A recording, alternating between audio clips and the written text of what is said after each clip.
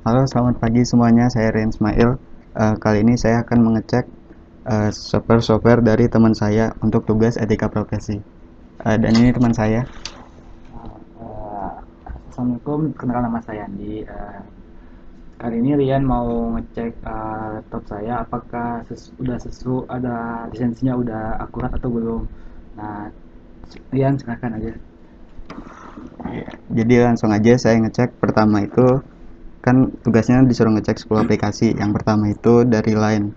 Nah, untuk Line sendiri itu dia pakai lisensinya itu yaitu lisensi server. Nah, untuk lisensi server itu maksudnya aplikasi itu bisa di duplikasi atau di copy ke temannya atau ke perangkat lain.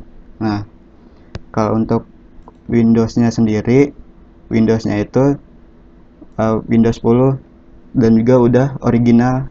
Nah, itu ketahuan dari sini kan kelihatan activationnya yaitu digital lisensi. Maksudnya itu dia udah ngambil lisensi lisensinya itu diberikan dari Telkom University. Jadi untuk lisensinya sendiri itu bersifatnya non komersial, jadi untuk dipergunakan untuk kegiatan perkuliahan aja.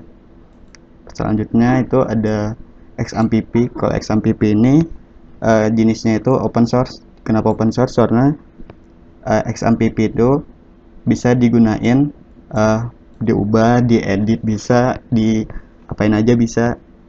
Nah, kalau untuk Visio-nya sendiri itu dia pakai Visio yang bersifat lisensinya non komersial. Kenapa kayak gitu? Karena lisensinya itu dia menggunakan produk dari Telkom University.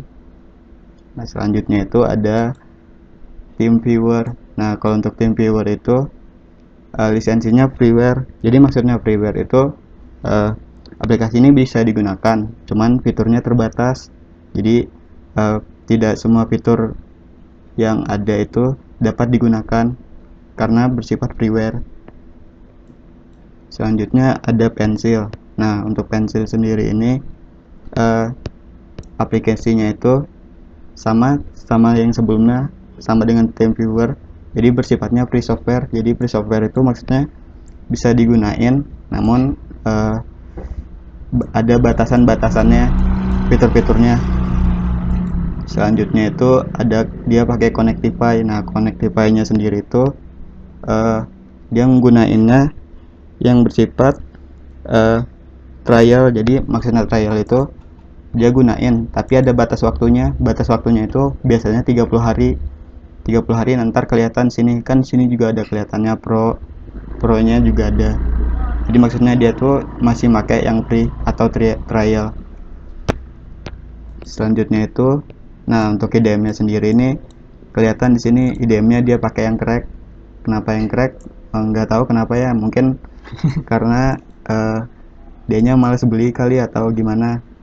Namanya juga mahasiswa jadi kayak gitu. Terus selanjutnya itu ada Asta. Nah, kalau Asta sendiri itu bersifatnya ada dua, ada yang komersial sama non komersial. Nah, yang non komersial itu biasanya Asta Community.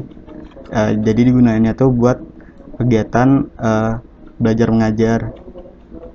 Nah, yang terakhir itu ada MPC. Nah, MPC itu aplikasi pemutar video. Di sini udah kelihatan bacanya freeware. Jadi maksudnya itu dia bisa digunain siapa aja sama semua orang.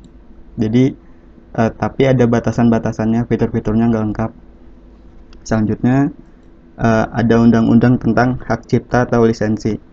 Jadi kalau di Indonesia sendiri itu undang-undangnya itu nomor 28 tahun 2014 tentang hak cipta, bahwa kekayaan intelektual di bidang ilmu pengetahuan, seni dan sastra yang punya peranan strategis dalam mendukung pembangunan bangsa dan memajukan kesejahteraan umum sebagaimana diamanatkan oleh Undang-Undang Dasar Negara Republik Indonesia tahun 1945.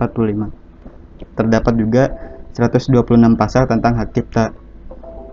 Nah, untuk pasal satunya itu bunyinya, hak cipta adalah hak eksklusif pencipta yang timbul secara otomatis berdasarkan prinsip deklarasi setelah suatu ciptaan diwujudkan dalam bentuk nyata tanpa mengurangi pembatasan sesuai dengan ketentuan perundang-undangan.